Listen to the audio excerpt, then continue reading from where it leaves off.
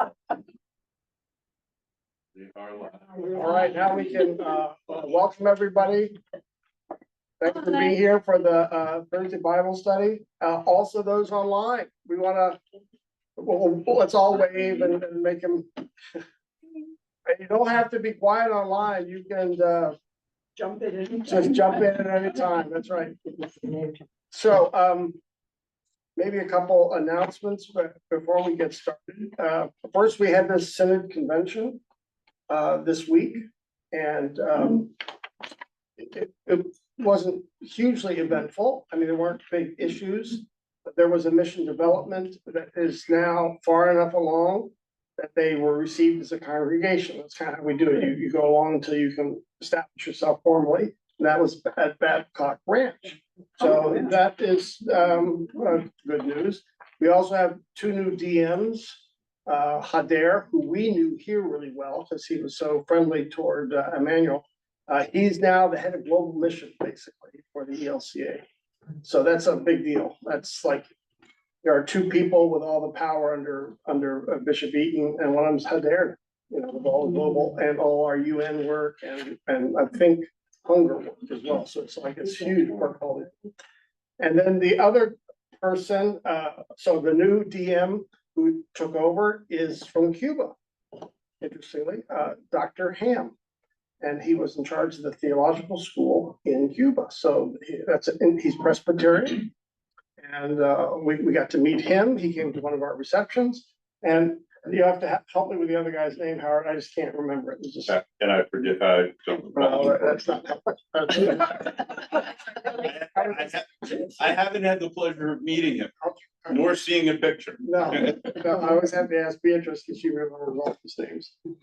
So we had a reception for our students and for all the pastors who support us. We had 10 students there, which was just great. It was a good showing. And they stood by our display, and we had constant interest from pastors and students coming by and asking, but it wasn't just us, so faculty responding, but it was our students saying, this is what we like, and this is, and you know, that's doesn't get better than that. So it was just marvelous. In fact, I didn't go to any workshops because I was handling questions at our booth the whole time. It was just marvelous. And then I came back because, you know, Sunday I was preaching, but there was a reception by the bishop on Saturday evening for all students, all theological students from the Florida Bahamas Synod. And 12 showed up, 8 of which were ours.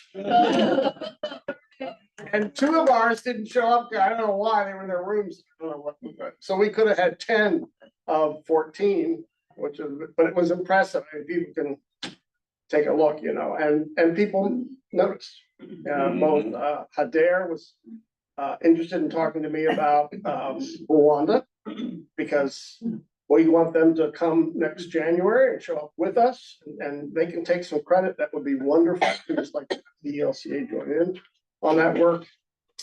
And there were some more positive responses even from Chicago, you know, which is like, you know, it's a miracle. It's right up there with the parting of the Red Sea as far as standards. So, and part of it, one person who's been kind of blocking us said for him it's important that we actually have graduates, and those graduates are recognized by the bishop, and for him that's the important thing. And if we have graduates who are recognized by the bishop, that shows we're serious. More serious, he said, than I thought to begin with. So it was comments like that were, yeah, you take what you can get, you know. So we were real happy about that. Only bad news was Barbara Miller, who some of you know, collapsed in, and she's often here, you know, she'll join us online. But she got up there with Bud and checked in to her, was checking into her room registration and collapsed. So Jose and Yevis did a great job of staying connected, visiting her in the hospital. She came out fine. They didn't find anything. And then they took care of Bud. But that's their happy place, is Synod meetings, because they know so many people and they can connect, and that's like a big deal. So that was good. Then, for the Sunday forum, I hope that you'll watch it. It's about hospitality on two levels. Have you seen it already? There, the whole time, I'm talking, there are slides in the new atrium. It's not about the building though. The topic is hospitalities. It's quoting Hebrews 13:2, extend hospitality to strangers. By doing so, you, Christians have, Entertained angel. without knowing it. So I think they're talking about Abraham and the three angels at Mamre. So we want to talk about hospitality, not just building buildings, and that would be here, out at the park, certainly. In fact, we want the whole park to be hospitable, right? Welcoming. That's been a big deal. So we didn't just build a church out there, right? We're trying to build something that really engages the whole neighborhood, but also the Family Life Center, and the sanctuary. So all these projects are important, but you could lump them under the thing is we want to be hospitable. We want a place where people can come here at the park and use it and feel welcome, feel like they're a part. Right? I think that's where Pastor Lillier's efforts to, invite a friend, bring a friend, that's part of, getting more people in And we know if you invite a friend, chances are they'll come because you invited them, right? I mean, it's different than if a random pastor comes, knocks on your door and says, we'd like you to come to church. Well, I'll think about it. But if a friend says, come with me to church, that's part of the hospitality. But then how do we exercise that here? And so Julie will also talk about food ministry, how we can keep that robust. I've noticed it even with the Sunday forum, when the food is good, people come late to the forum. Yes. And- one can back. And I've told her that is fine, because when people are staying for the food, that means they're enjoying conversation. It's just, there are only good things that happen when people stay. So she's trying to get more people involved with food, with ushers, with readers, with all the things that we do to try to welcome people, not just the building. So that will be Sunday, but you'll see slides in the atrium. I can only show those because they're the most advanced. I can't show what we're going to do at the Welcome Center yet, because we haven't decided. We're running into all sorts of issues there with architects, and not just architects, but Collier County. Oh, I'm sure. Yeah, so it's not as easy, it looked like an easy project, but it's never easy. Once you say you're gonna meet with so many people in a room, then the county says, well, then you've got to have all the safeguards, and that's true. You want to do it right. So we're gonna learn how to do it right. But that'd be true with the Family Life Center. What many of you don't know is that's used all during the week. I mean, we've got orchestras in there and business leaders, and it's a popular building because we got this incredible location. And so if this is a good facility, it will be used by everyone, because it's whatever we do, it's going to be cheaper than a hotel, and it feels a little bit more personal than a hotel. You can get any hotel here, but they're expensive. And so if we have a tremendous facility where several things can happen at the same time, like today, we've got our kids, you saw probably running around. We used to call it Vacation Bible School. Now it's a Bible camp, and that's a week. Sponges in each other. It's a week, and it's just, so we've got to do Bible study, we've got to do Bible camp, we got to do several things. That's the type of building we want that can have, I think, 2.5 events going at the same time, where we don't run into each other. They pay, not the children, but the companies that come in and use it. Yes, right. yeah, Exactly. yeah. What is the room just on the other side down the hall? It's set up like a class thing. Yeah, I think we've been offering that to several people have asked us about renting it. So with the design of the new atrium space, part of the delight of building the atrium space is we can take a look at all of our spaces and say, how do we want to use them? Personally, I don't want to give up any of our major real estate, because first floor is, in my mind, major real estate. right? Like this room, you never want to rent this out, because we use it so often and it's so easy to use. So that's, I think, long-term rate, we're trying to figure out what, and you've seen some of the atrium, how we're gonna take out some of that room when we build the atrium to build a better entrance, so you can get from the back to the front more easily. Cause that's one of our issues, is if you park in the back and you don't know your way around, it's hard to find. You don't trust walking through a building to get to another. Yeah, I parked back there, there was a funeral going on. And because of all the cars, I parked in the back, and then I started working my way door after door after door.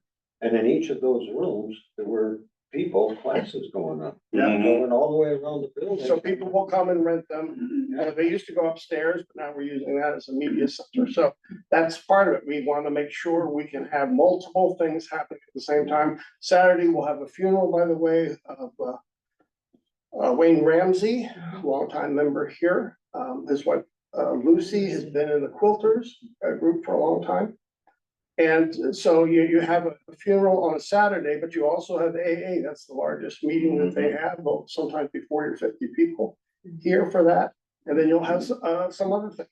We even have a church meeting in the Family Life Center on Sunday afternoons. So we want to use the building well.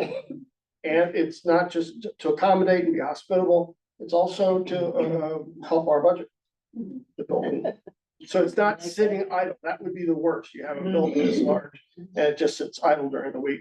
And that will be the thinking out of the park as well. How do you build a facility can be a wonderful church, but also serve other purposes during the week?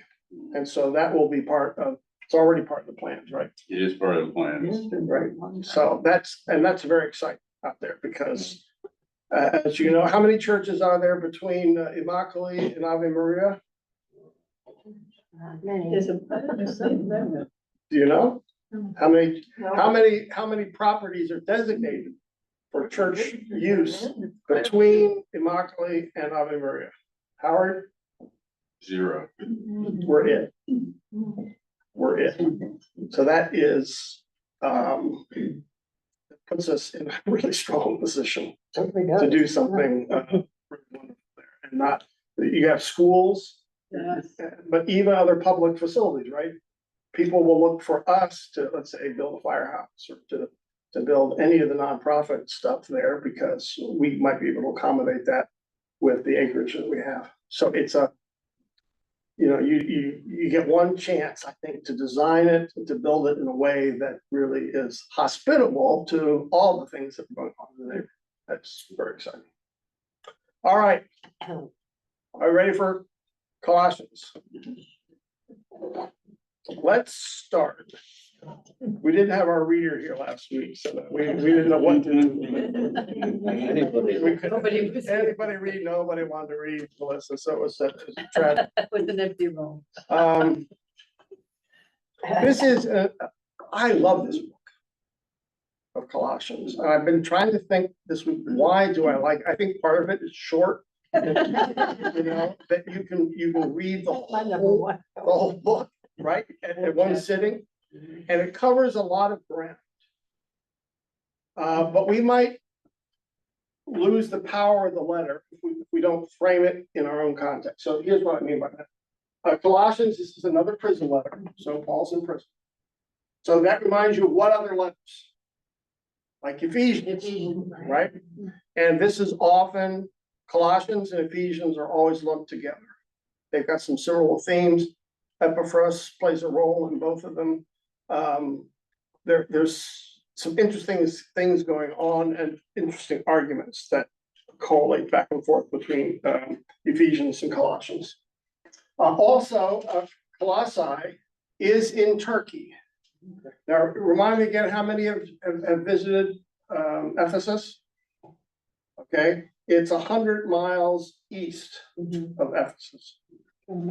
At one time, a major trade city, but not at the time Paul's writing. It's declined a little bit. But still, Ephesus was the main spot, right, where all goods would come up. And it was one of the ports where everything's happening. And some of that life, some of that robust life from Ephesus, you can see 100 miles away. But In, this was one of the 7 churches, right? From the book of Revelation or not? No, Ephesus. I don't think so. Let's, Okay, let's take a look. I can't remember. I can't either. And I visited them all. I did too. Well, But some of That was the problem, is I visited them all and some after of a them while. weren't much of anything, you know. So, Ephesus is one. but not Colossians. Okay, Ephesus, Smyrna, That's the same. Pergamum. Isn't it? what's that? Isn't Ephesus and Smyrna the same thing? Yeah. No. Okay. Pergamum, Thyatira, Sardis, Philadelphia, Laodicea. Okay. But I think they're, other than Ephesus, they're more in the internal guts of Turkey, I put it at the time. Ephesus on the coast. And now when you visit it today, you can barely see the water. The sea, you can barely see it because it's receded from where Ephesus used to be right there on the coast. In fact, they were known for the statue, I think of Diana or someone, Yeah, right there at the entrance. It was one of the wonders of the world. yes. So it would have been like having our Statue of Liberty right there on the port as the ships were coming in. Very impressive. And Diana, right? Mhm. Diana of the Ephesians, right? So that was the major god of the city. And because they had prospered, they wanted to keep God happy, right? With this statue to say, we recognize who butters our bread, so to speak. Now we're gonna run into some of that in Colossae. It's a typical Roman town, which means polytheism, right? There are many gods, so you have a lot of pantheons where all the gods are up there and you can choose. You can choose, right? So very egalitarian, keep the peace, right? You might have one preference as far as your God, another one has another, that's okay, because God's complex, it's a mystery. Everybody can go to the pantheon and be happy. Oh, boy. Can you see how they would respond to Christians saying there's only one God? You guys aren't very tolerant. No, really. We have a peaceful existence here. We've got a pantheon of all the gods that keeps everybody happy. And Christians come in and say, you've got the only true God. You're disrupting civic discourse. You're disrupting civic peace with all these demands of one God.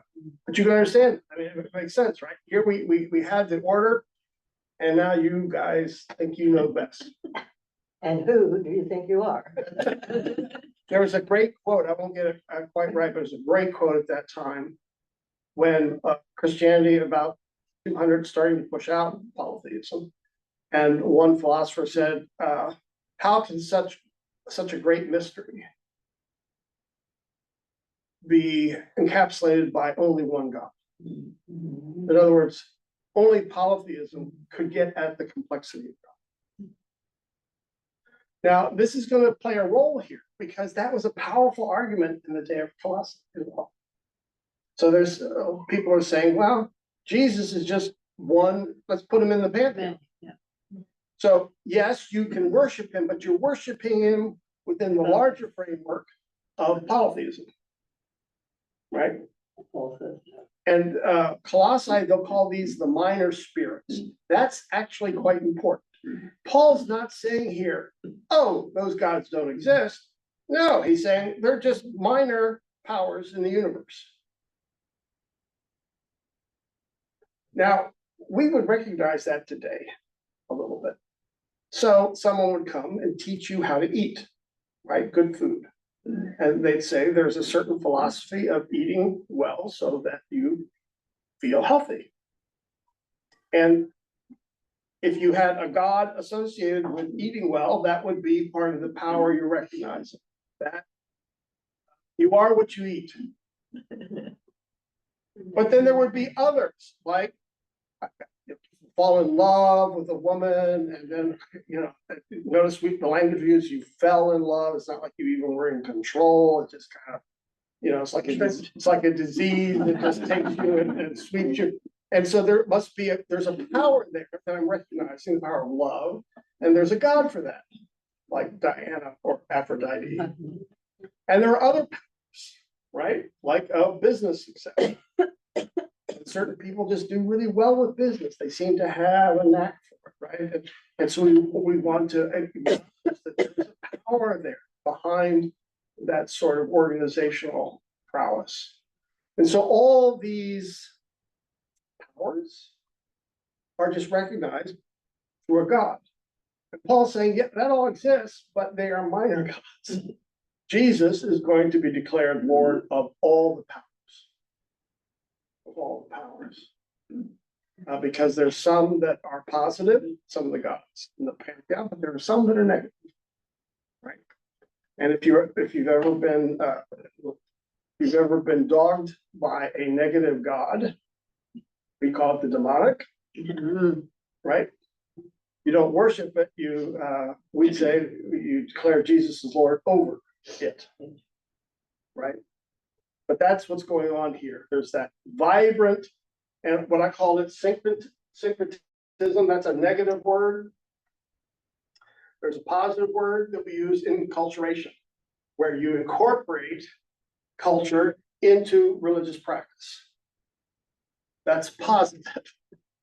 The negative is you're watering down your faith through other cultural, philosophical, or religious practices. That's negative. Again, enculturation is saying, oh, that was a good thing. You incorporated some of the cultural aspects of your culture. So how do you know whether it's syncretism or enculturation? We'll answer that next week. No. It's the hardest question that we all face. Are the practices that I incorporated in our American culture, are those good or bad? For example, again, we're going to relate this to Colossians. Democracy. Is that Christian? No. Doesn't come from the Christian tradition. It comes from the Greeks, Greek philosophy of civic life. But Christians have said, we like that. We'll incorporate that into the Christian church. So we practice democracy here. For example, our annual meetings, right? We're run by the annual meeting, not by the staff. So we've incorporated that, and we call that enculturation. It's positive. But the Christian Judeo tradition is not of democracy.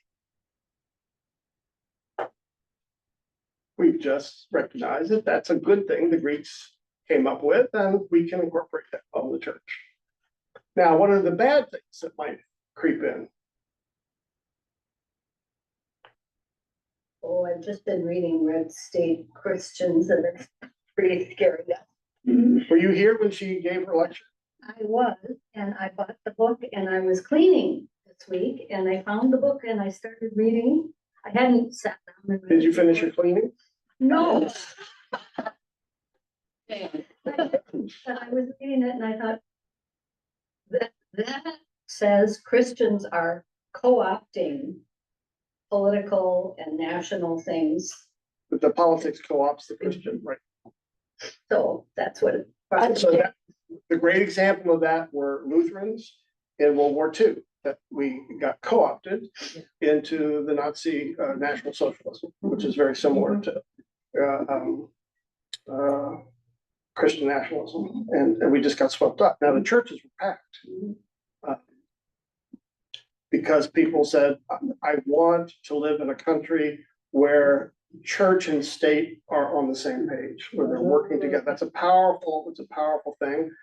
And what we learned was when you bring those two together, one side always wins. The political side always wins. And so again, it's one of the reasons it's one of the learnings from World War II, but down through the ages, that's what we would call syncretism. And that's why we don't have any flags in the sanctuary. Not even the Christian church flag. Stewardship. Even that one went. We don't have flags because at one point we have to say these are not bad things, but Jesus is Lord over all of them. Right? So we can be patriotic, we can be pro-American, we can be for the church, but we got to be careful because Jesus is even Lord of the church. That sounds funny, but sometimes you have to make those decisions between the church and where God is. But we have had flags in church. When did that change? a couple of weeks ago. We haven't had those flags. We had the stewardship, but Yes. that was more of a ban. No, but I mean, We do. in my lifetime, we've had flags. American flags. I grew up with two flags in the Yeah. church up front. Right. The American flag on one side and the church flag. on the other. Exactly, When exactly. did that change? But she talks about the Southern Baptist Conference where there are flags, country flags, American flags everywhere. And 4th of July and what's the other one? That's here in Naples. That's here. Important as Christmas and Easter. They are celebrated as vigorously as Christmas and Easter. Yeah. And it's, yeah, So. There you go. I use that not to solve something here, but to say, this is the same battle in this book. Oh, yeah. What is syncretism? Jen, I'm thinking the 60s and the 70s, but I'm not sure. I'm not, because that was the Missouri Synod that I grew up with, and I don't know the other churches, but I think we became more aware through Bonhoeffer and through other people, how quickly as Lutherans we gave in to the Nazi ideology and how powerful it was. Now, that was one group. The other group was, I would say, quietists, and Lutherans are often quietists. Another, let the government just do what the government's going to do. But I'm just want to take care of my family, right? I don't want to get involved in all that. I just want to pull back. And their Lutherans were usually quoting what Hebrews 13, was it Hebrews 13, to abide by the government, to let the government do what the government does. That's their call by God. It's not my call. And what's the exact quote? Well, something can go. But it meant no, don't Surrender under Caesar. Under Caesar. No, That's different. it's a little different, right? It's the same. It's a very similar. If anybody can find that really fast, Hebrews, I think it's 13:1, if I've got it right. You give obedience to authorities because that's their vocation. So Lutherans would use the term of God has called these leaders to lead us, and therefore we recognize their leadership. I'm not going to find it really fast. Like you could be a farmer and these people are government people. Vocation. It's not 13:1, it's something up.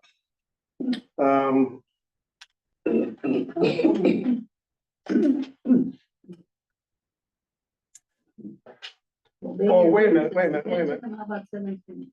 I'm thinking that is it Romans 12? Sorry about this.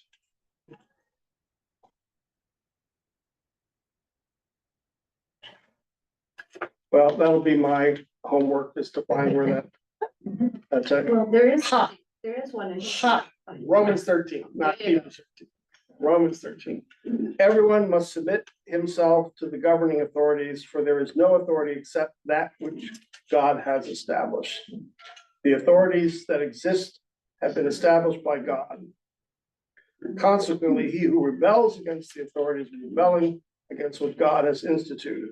Now, you can imagine, even during our Civil War, how many Christians quoted this and said, you can't oppose the English. English, yeah, our rebels came down. So that it's a conservative text saying that God has established authorities. And this is what Bonhoeffer struggled with is there a theology in the New Testament, Old Testament for rebellion against a wayward leader? Right. So if you're interested in that, we can talk about that, but not today. 4 hours. A day. Well, we all struggle with that internally. When am I live quiet and peacefully, because that's our goal. And when do I have to rise up and protest? And we've got this wonderful tradition of protesting in the United States, but not revolution. So, and you hear that type of talk now more and more. So these are issues that don't go away. Issues don't go away. So I have a Christian, but that's another, this is about syncretism and enculturation. And we're always having practices that, you know, you're growing up in a Christian family. This is one of the classic ones, you know, and you've got girls and they all get together. They're all 12 years old and they come to your house and all of a sudden someone's got a Ouija board. Right? It's kind of a classic. And now you're the mother and all the girls are having a great time. And they're not thinking witchcraft. They're just not. But someone brought it because they thought it was fun, because that's what 12-year-old girls do when they get together. It's all why I don't know. You don't have to explain that to me. Ouija boards. So they're all playing, and you're thinking, now what does a Christian mother do in this situation?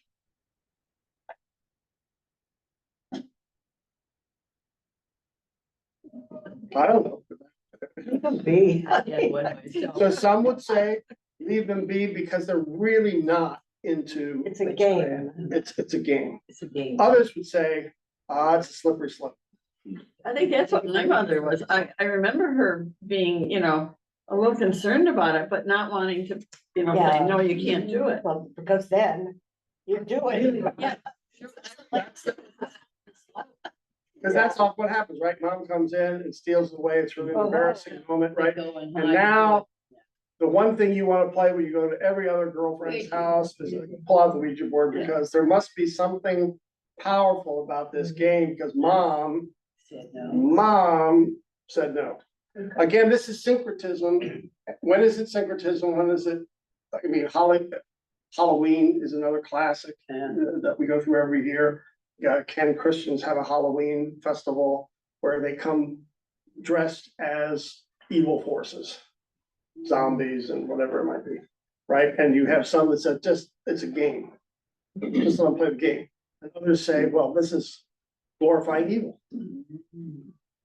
And Christians, you know, even in Colossae, one big one was you go downtown to the marketplace, and everyone in your guild, all the retail shops, would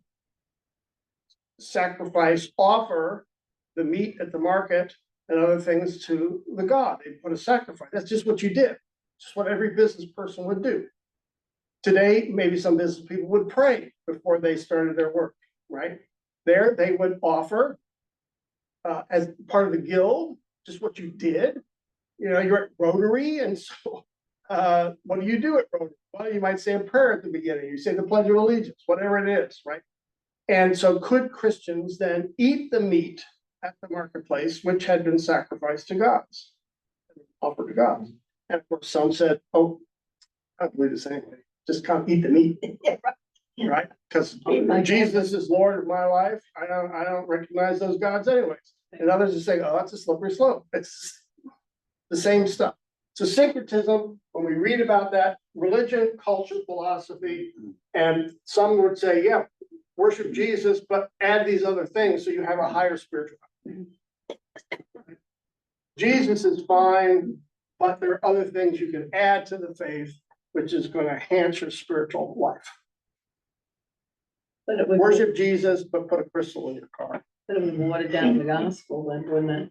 See, this is, okay, that's where Paul's going to say, that's not an innocent practice, what you're doing. It's not an innocent practice. It's going to actually take away from the gospel. So he's going to talk about the freedom of practicing and what life in Christ is. So, supremacy of Christ, fullness of freedom. We just talked about that. Sometimes we'll talk in this book about the cosmic Christ, because Paul's going to say all things in the universe have now been brought together, have been reconciled in Christ. Everything. So Christ, and I don't like this phrase because it sounds like Jesus is up in the air somewhere. But they're saying all those forces, all that's going on, all these minor forces have all been brought under Christ. So Christ is Lord. It's not saying those things don't exist. It's saying Christ is Lord over all things in the universe, whether high or low. And so he gets quite elegant in the way he talks about the supremacy of Christ. Let's just read one section, Melissa, if you put on chapter 1. 15, this is really a famous section to 23. And this is quite deep, but beautiful at the same time, talking about how glorious this is. So if you're watching on live stream, it's Colossians 1, 15 to 23. The Son is the image of the invisible God, the firstborn over all creation. For Okay, wait a in minute. Why is firstborn important? Because the firstborn gets everything. Everything. I can't. Right, it's an inheritance. Right, okay, keep going. For in him all things were created, things in heaven and on earth, visible and invisible, whether thrones or powers or rulers or authorities, all things have been created through him and for him. He is before all things, and in him all things hold together. And he is the head of the body, the church. He is the beginning and the firstborn from among the dead, so that in everything he might have the supremacy. For God was pleased to have all his fullness dwell in him, and through him to reconcile to himself all things, whether things on earth or things in heaven, by making peace through his blood shed on the cross. Once you were alienated from God and were enemies in your minds because of your evil behavior. But now he has reconciled you by Christ's physical body through death to present you holy in his sight, without blemish and free from accusation. If you continue in your faith, established and firm, and do not move from the hope held out in the gospel. This is the gospel that you have heard, and that has been proclaimed to every creature under heaven, and of which I, Paul, have become a servant. Continue. No, so you can just see that is just so elegant. Mhm. And Everything under him, Jesus is now above everyone, supreme. but all things, he's not only supreme, all things have been reconciled in him. So in the church, we'd say there's no division. Politics, business, family, everything about our lives has been brought into Christ. So that becomes then the challenge. How is Christ in the middle of all these things that I value? We talk often about the divorce between Sunday and Monday, right? That the things we do on Sunday sometimes feel irrelevant on Monday. Well, if I work at the State Farm Office, processing policies, what does that have to do with Christ? Well, here he's saying, oh, it does. All the things we do, family, business, civic life, family life, everything has been reconciled in Christ. So it's a huge deal. Now he's going to play the role of trying to explain that to those here in Colossae. Again, 100 miles east of Ephesus, another prison letter. We'll talk about, he does not start this church. Paul did not start this church. I think it's Epaphras is what they're, someone who was from Colossae. We ran into him in Ephesians, I believe, where it described that he came and visited Paul in prison. Yeah. So he's heard about the church, and so he's going to write them to encourage them in their faith, because they're under this influence. And we have those, who are still, we call them Judaizers, saying that really what you want to do is abide by the law. You have to take a look at what God told us in the Old Testament, and you got to abide by it because God told us that. It's God's word, and Paul's saying, then you have not understood the gospel. So let's give one example, then we'll see the film. Chapter 3, he's going to apply this to Christian households. And just like today, I would say maybe to a lesser extent, though, the Roman household was well ordered. Now we have ordered households as well, right? If you get married, you pretty well know what the job of the man and the woman is. Now there's some negotiation there, but you kind of know how this thing works. And the children, although that's different. When I grew up, let's say if you sat at the table for dinner, it was sort of a German tradition to be seen and not heard as children, right? You were to come and to listen to your mom and dad talk, and maybe they would ask you, how was your day? Then you could respond. Not every family was like that. Some families, a little bit more vibrant, a little bit more, maybe more Italian, right? Around the meal. Because the Italian family was built that way, Yes. right? Yeah. So here you've got a patriarchal system. The man is in charge over everyone, not just his wife and the children, but the slaves, everybody. They're going to be a little lighter in the film than I think it deserves. The Romans believe not in stewardship, that all things belong to God and that we are stewards, but rather I own everything. And I can do with my stuff what I want to, even to kill. So that's when we're talking about hierarchy, this is powerful picture here in the Roman world. And so all of life is surrounded by two things, or organized by two things, and that would be the family and the guild. So the guild would be the type of business you were in, but it also might mean the military or political life. But those were your groups. That's where you spent your time, and they're highly ordered. And so here, Paul is going to address how the family can be rethought of. He's going to reframe the family life, trying to build on this thing that all things are reconciled to Christ. Now, when you hear the video go, think about how we would do the same thing today. We don't have to do it the same way Paul did, in the sense of same conclusions, but we have to do the same process. How is our family, how are our politics, our business, all these things, how does Christ become central in all of them? Does that make sense? Mm-hmm. You don't have to come up with the same solutions, but that's the process you have to play. Okay? So let's watch this and see how you evaluate how he did.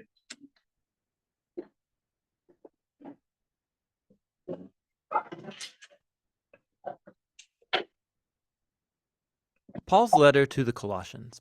It was written during one of Paul the Apostle's many imprisonments for announcing Jesus as the risen Lord.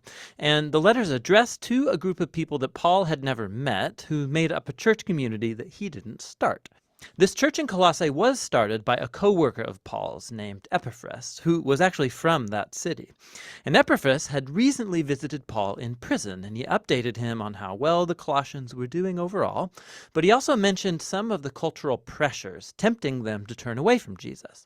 And so Paul wrote this letter to encourage the Colossians to address the issues that Epaphras had raised, and then to challenge them to a greater devotion to Jesus. The letter's design and flow of thought are pretty easy to follow. The opening movement focuses on Jesus as the exalted Messiah. Paul then goes on to show how his suffering in prison is for the exalted Jesus. And then he addresses the pressures tempting the Colossians to turn away from Jesus. After this, he explores the new way of life that Jesus' resurrection opened up for them. So the letter opens with two prayers. Paul first thanks God that he learned from Epaphras that the Colossians have been totally faithful to Jesus, showing love for God and their neighbors, all because of the hope they have in the new creation that Jesus has in store. And so he moves on to pray that they would grow in their wisdom and understanding about Jesus. And then Paul has placed a poem here to help the Colossians and us do exactly that. It's the centerpiece of chapter 1, a poem all about the crucified and exalted Messiah. It has two parallel stanzas, and it's crammed with language and imagery from the books of Genesis and Exodus, from the Psalms and the Proverbs. The first stanza explores how Jesus is the true image of God. In him, the full character and purpose of God is embodied in a human. He's the firstborn, an Old Testament phrase about Jesus' royal status over all creation. He shares in the very identity of the one true creator God. And by him, all reality, all powers and authorities, spiritual and human, have been created. It's in Jesus the Messiah that we discover the very author and king of creation. And so in the second stanza, we discover he's also the one bringing about a new creation. He's the head of a new body, which refers to Jesus' people, who are the new humanity, of which his own resurrection existence is a prototype. In him, God's glorious temple presence dwells. And so it's through Jesus' death and resurrection that God has reconciled himself to humanity, to all spiritual powers, to all of creation. It's a remarkable poem, and Paul will keep referring back to it as he goes on in the letter.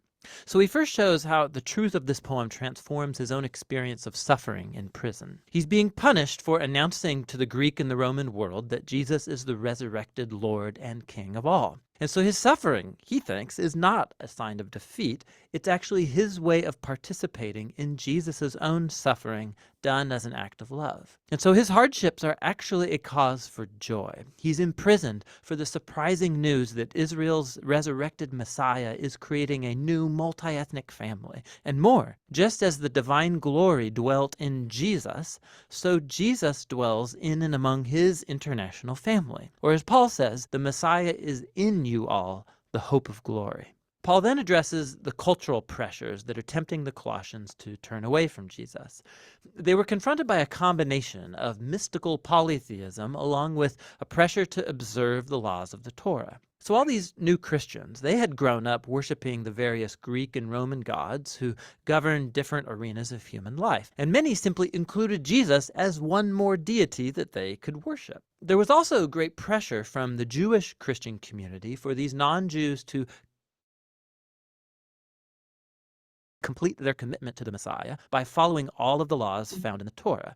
Specifically, he mentions eating a kosher diet, observing sacred days, and circumcision. It's very similar to the problem he addressed in the letter to the Galatians. For Paul, to give in to either of these temptations is compromise. It's a failure to grasp who Jesus really is and what he did on their behalf. The Colossians used to live in fear of spiritual powers and elemental spirits, as Paul calls them. But Jesus triumphed over these through his death and resurrection. He freed the Colossians from any obligation to them. In the same way, Jesus fulfilled on our behalf all of the laws of the Torah, which never had the power to transform the selfish human heart anyway. And so what Jesus did in his life and death and resurrection, it lacks nothing. It doesn't need to be supplemented by following the laws. He is the reality to which all of the laws of the Torah were pointing anyway.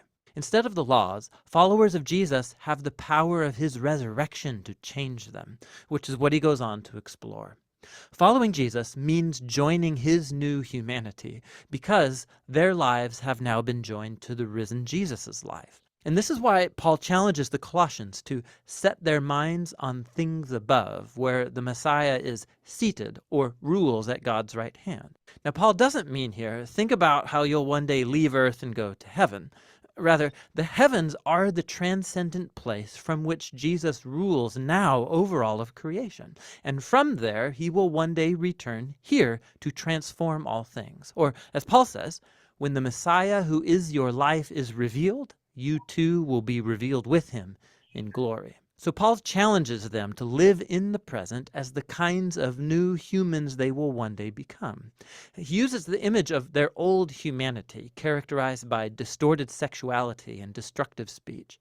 For Christians, that humanity died with Jesus and has been replaced by his own new humanity, which is characterized by mercy and generosity, by forgiveness and love. And this humanity, it transcends the ethnic and social boundary lines of our world to create, in Paul's words, a people where there is no one Greek or Jewish, circumcised or uncircumcised, slave or free, but the Messiah is all and is in all people. Paul then gets really practical, and he shows the Colossians what this new humanity might look like in a first-century Roman household, which was a highly authoritarian institution where the male patriarch held the power of life and death over his wife and children and slaves. Not so in a Christian household. Here, the risen Jesus is the true Lord.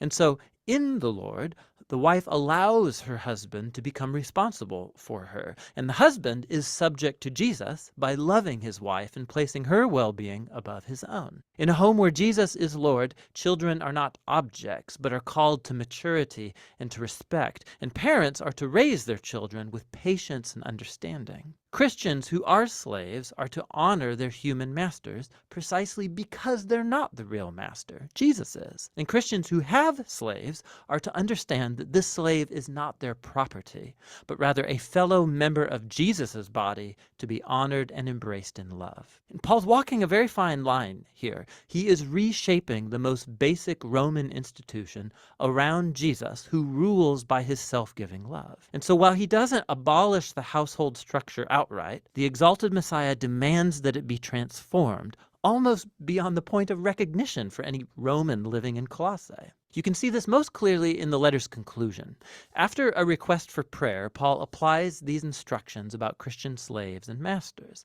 And we discover that Tychicus is the one carrying and reading this letter to the Colossians, and he's accompanied by a certain Onesimus, who was a former slave to a Colossian Christian named Philemon.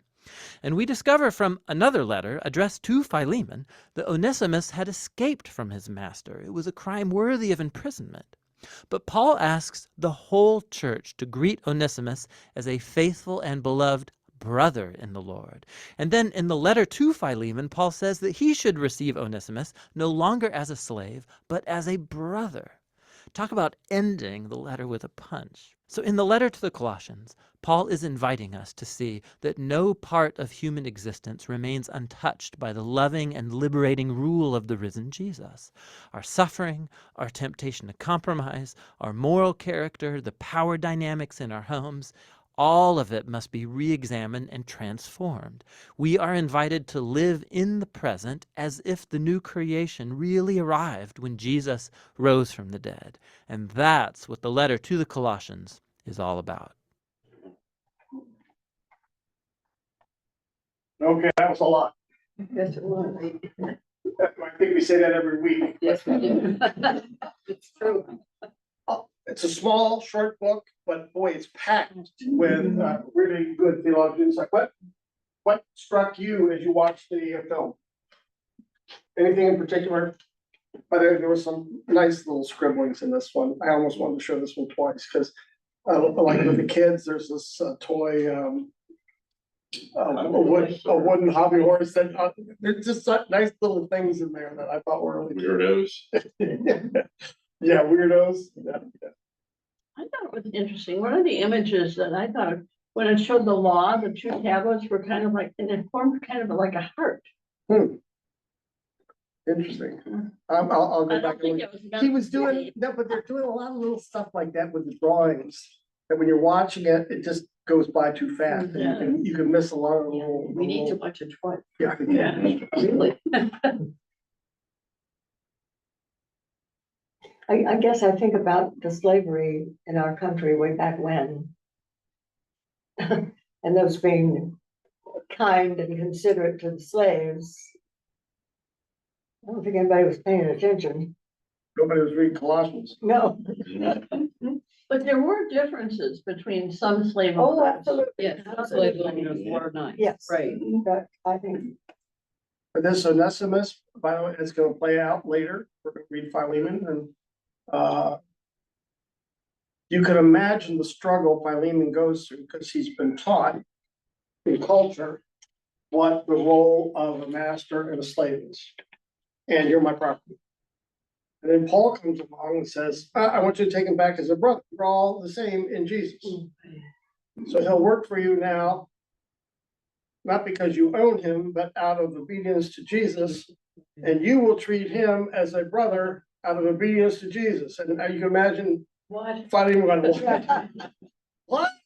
No, he's my slave. Don't mess me up with, could you run that by me again? that's, I think that's exactly right. And hopefully that's what good preaching and teaching and good reading in the scriptures does to all of us. We start saying, wait a minute, things I thought were clear, I should be seeing differently. And he's talking about this death in Christ. And now the new humanity coming out. Christ is the firstborn of the new humanity. And now we're in his body. So we should be living differently than just everybody else. Or even if we're doing the same things, we're probably doing them for different reasons. So Onesimus is still the slave, but now he's also his brother in Christ. That changes things. Where do these slaves come from? Other countries. I think usually, Romans, and I don't know, I'd have to look with an estimate site, I'm not sure I've read. But, because the Romans, they did not believe in taxation. So everything you owned, including your kids and your wife and your servants, belonged to you. So that was one thing that Christians did, is said, no, everything belongs to Christ and we're just stewards. So now you're just a steward of a slave, but the slave in essence belongs to Jesus. So how did they pay for expanding empire? If you can't collect taxes from your citizens, from the citizens, then you have to collect it from either countries that you conquer, Yeah. or you have to conquer them and bring slaves back, which was kind of like booty, which was the way you could keep the empire going.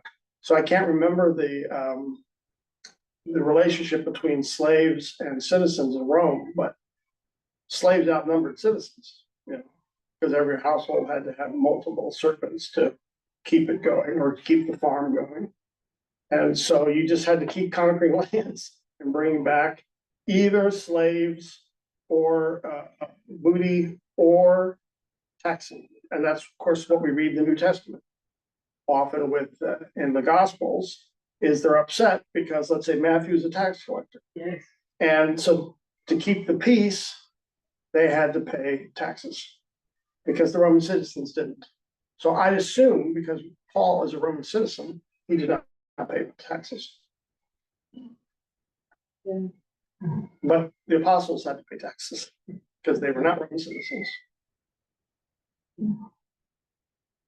If you've seen The Chosen, this will be my plug for happy hour. Yeah. We had by the way, we had a great turnout for happy hour on Monday, despite a glitch in Zoom. Zoom cut us off. I won't go into all the details. And Jennifer rallied, and within 13 minutes, we had a whole nother link and sent it out. We had 22 people meeting for Chardonnay. And we discussed the Sabbath a little bit, and then we went and talked about that first episode. And I think it's third or fourth episode is when Peter can't pay his taxes. Yes. Peter and his brother and Yep. can't pay their Yeah, taxes. fish on the Sabbath. Which is how they framed the miracle of when Jesus says, you know, throw the nets out the other side, he gets all the fish, Yeah. and then he pays his taxes, you know. So, but it's the whole tax issue is an issue, Yeah. and that is how Rome stayed robust and could keep extending their empire. And then by collecting lands, you could give away the lands as payment to your soldiers. Philippi, remember we went, when we read Philippians, that was a town completely created by the empire for retired soldiers as payment. So I'm in the service, and I know if I can just get through this thing without being killed, I'll be paid off with a land. I'll be given a property to start my family. So that's, you know, kind of cool. So we don't know where they came from, but from a conquered land to somewhere in the empire. So they paid for No, they just took them. them? No, I I think- mean the family that received slaves. I think there was a payment like we had here in the United States, because you're not paying for the slave necessarily, but you're paying for the process. Someone had to bring them, you know, captain of a ship, or someone had to get them to the position where you could pay for them. And I'm sure there were different payments depending on what you were looking for. Are you looking for a female to help in the house? Are you looking for a smaller, younger woman for other reasons? Are you looking for a man to work out in the fields, you know? Are you looking for someone with an education who could run your books? So I'm sure there were all sorts of things, but you know, you're paying someone, maybe even the government, because the government brings back slaves, and then there's maybe some official, you know. So do you think that when the Pilgrims came over, and I don't know about the slavery at that juncture, but as people began to settle, and then that in fact, because there were slaves all over where they came from, that they thought that was the natural thing to do, it was okay. Slaves was a natural thing all over the world. Yeah, I mean, everyone practiced slavery. It's just that, now Rome had a system. They had to keep conquering and bringing more and more slaves to make the system work. And you got that sense in the United States as well. The slave trade in England, but afterwards the United States, it was so we could keep the economy going. And now slaves could generate slaves, right? So you owned the offspring. Right. And there was also, I mean, some of the original slaves all throughout the world were economic slaves that you ran into hard luck and instead of debtor's prison, there wasn't, you'd have to give yourself, pay off your debt by being a slave in someone's employ. The whole idea of bankruptcy and getting rid of that was to get rid of this practice of slavery, because we realized that all of a sudden you come on the hard times and then you and your kids become permanent slaves within the system. Now that still happens differently, sometimes with lending practices, right? But that's not official slavery, but it can be slavery if you get caught in debt and can't get out of it. So we don't know whether, was this by his bad luck? Was he part of a conquered area?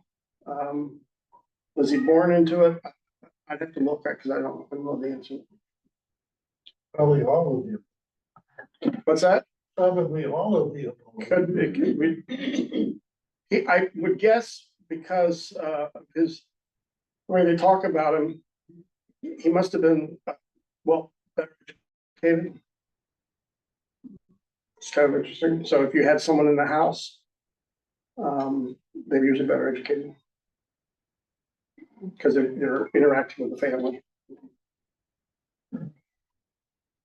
If you read the old, when I went to Africa, you read the old colonial diaries and who worked outside, you still have that in the language. African Americans use that language sometimes. You're a house. Yes, and that field or a field one. And that was often education. I've read too many novels. So you're not getting your house clean either. No. Just not the office. Yeah, We share books. the idea of, at that time, African American being educated was you could be a house slave and you were treated better. Oh, yeah. You They look down on the field workers. They know, did. so there But was here, a kind of it a was class. illegal to educate them. So you It was had, illegal to teach them to read and write. but some did. I Thomas did. Jefferson. Under the covers, but So you have the same system here. Right? And we saw that with the Old Testament, right? When the children of Israel are sent into exile into Babylon. Several of them are smart, they're educated, they're the scribes. Well, you don't put the scribe out in the field, you put him to work in the palace. And you remember what they did to them. yes, they became eunuchs and then You they had had- trouble yes. when they came back home.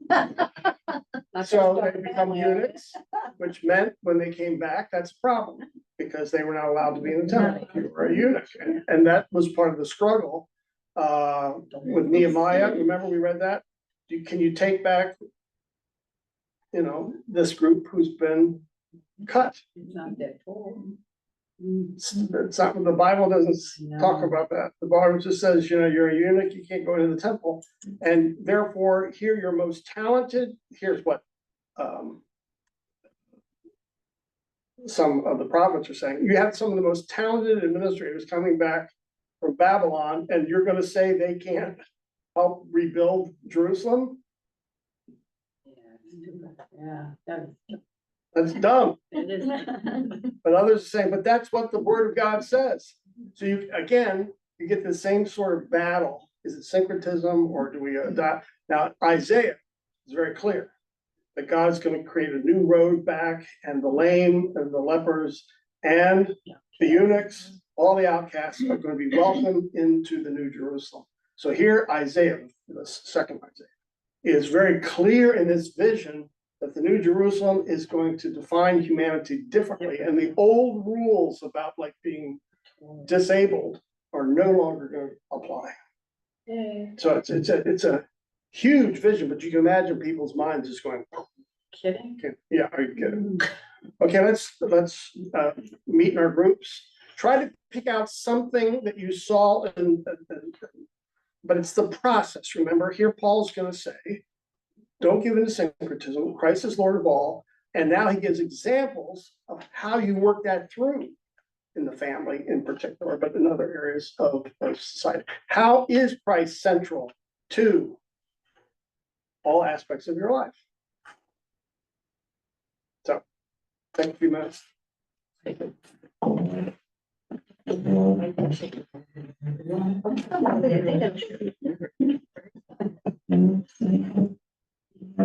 All right, Gene, sit tight and we'll be back with you shortly. What do we come up? What do we come up with? Jim came and said, oh, Colossians, one of his favorite books. Said, oh man, so why, you talked about the cosmic Christ, right? Well, hi, everybody. Jim? I do love it because it's like, in First John, in the beginning was the Word, and the Word became flesh and dwelt among us. And a lot of people, I think you have this epiphany that you always see Jesus as, oh yeah, he came in, what was it, AD, right, with 1, and then he left us AD or whatever, at 30, right? So Jesus is this, right? And then to have your eyes open to that from all time, from the beginning, before the Big Bang and all of the universe, the Christ was there. Christ was there. So Jesus expanding to Christ has always been with the Father, right? The Father and the Son and the Holy Spirit. And there was a time in time where God became flesh. There was a time in time where God became flesh, but God was in Christ well before time, right? So if this is time, whatever this is, whatever that. So anyway, there's my In a little way, bit. if you remember what we walked through with the Gospels, Mark was first, remember? And he starts the story with the baptism of John the Baptist. That's where Jesus' ministry begins. And then Mark and Luke come along, reading Mark. Mark's in their libraries. They say, oh, you got to go back further. You got to go back to the birth of Jesus. So both Matthew and Luke go back to the birth. Now, all three of those books are in John's library. And John's going, oh, you got to go back further than that. In the beginning was the Word. And basically, Colossians, Paul's going, oh boy, let's tell a bigger story here, which is pretty remarkable. By the way, how many of you in Colossians 1:15 have that given as a poem, in other words, with indenture? Or how many of it have it as just a regular, looks like regular prose? Regular prose. But I don't know, maybe Yeah, from but a he said previous poem. class, thought to be an ancient hymn.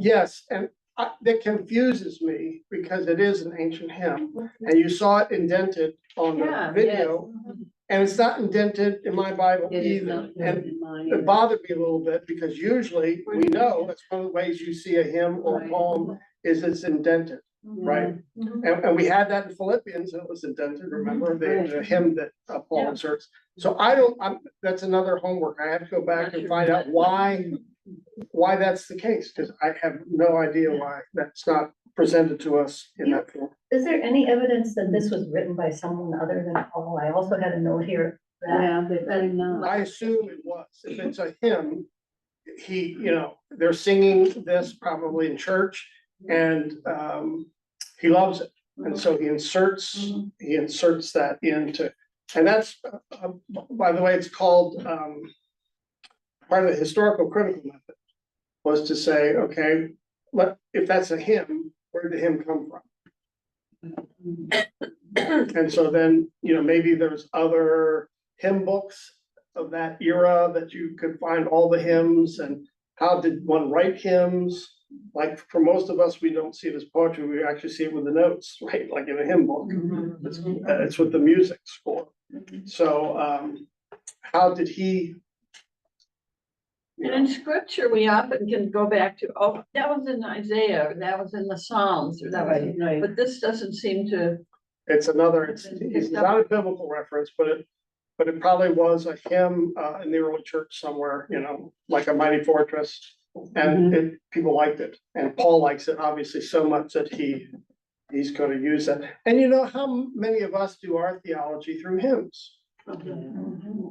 I remember, we used to say that Jesus was both divine and human, and some people would think a beautiful savior. Son of God and Son of Man. Now, that's not a very good use of Son of Man, but there you go. In any case, that's how we learned that theology was through a hymn. And it's often that way, right? Because hymns are so powerful, we hold on to them. Liturgy.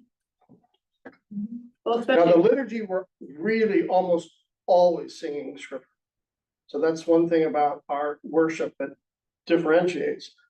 All the words in the liturgy are taken somewhere from scripture.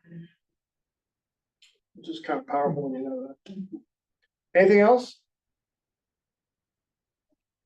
Before we close, Jim, tell us about the kids. We hear them. yeah. It's so wonderful. We used to hear them in the preschool. Now we're hearing them for the Bible camp. But tell us about what's going on. It's a great, always Thursday is water day, so. Yeah. You see 'em running and playing. Avoid them to get in there. Abigail was sprinting towards a bucket full of water when she bounced out of the car this morning.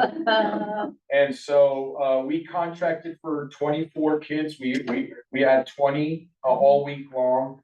And, we have 4 great counselors from Luther Springs, which is a Luther Outdoor Ministry of Florida. They go around doing Bible camps all summer long. And, these kids are just sharp. One of them. And they're staying at the Hilton, right? Yeah, well, Emmanuel. They sleep here. They love it. They love it. Yeah. And so the kids are having a great time. The theme is from Psalm 139, created in the image of God. It's called Created to Be. And so you're fearfully and wonderfully made. The kids are learning about that. And so we give thanks for the children, right? And this includes kids from all of our. Yes, well, the church. No, This is all of our.